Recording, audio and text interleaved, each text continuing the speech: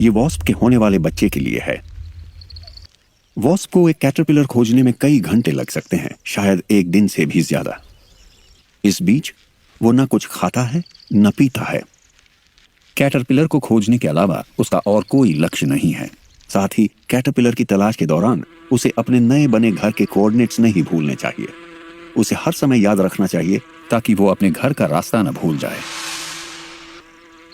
Wasp के पंखों की फड़फड़ाहट सुनकर कैटरपिलर चुपचाप पड़ा रहता है और मरने का दिखावा करता है,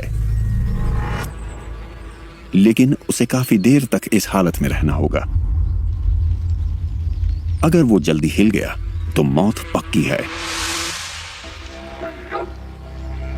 कैटरपिलर के पास बचाव का कोई और तरीका नहीं होता।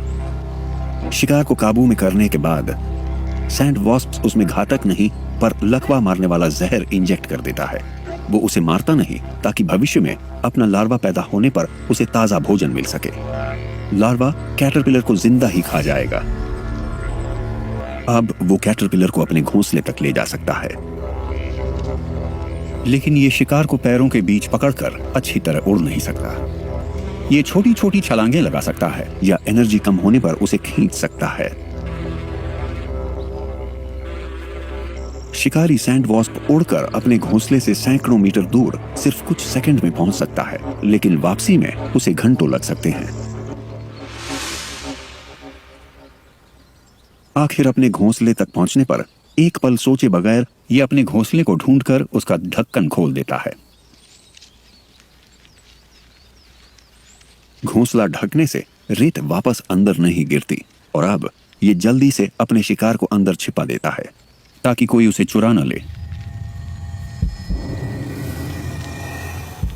जमीन के अंदर पहुंचकर ये कैटरपिलर पर एक अंडा देता है और अब ये कैटरपिलर इसके लार्वा की खुराक बनेगा।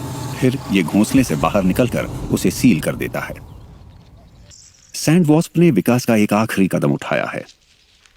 अपने सिर को तेजी से हिलाते हुए वो पत्थरों को जमाता है ताकि कोई शिकारी उसके खजाने को खोद न सके,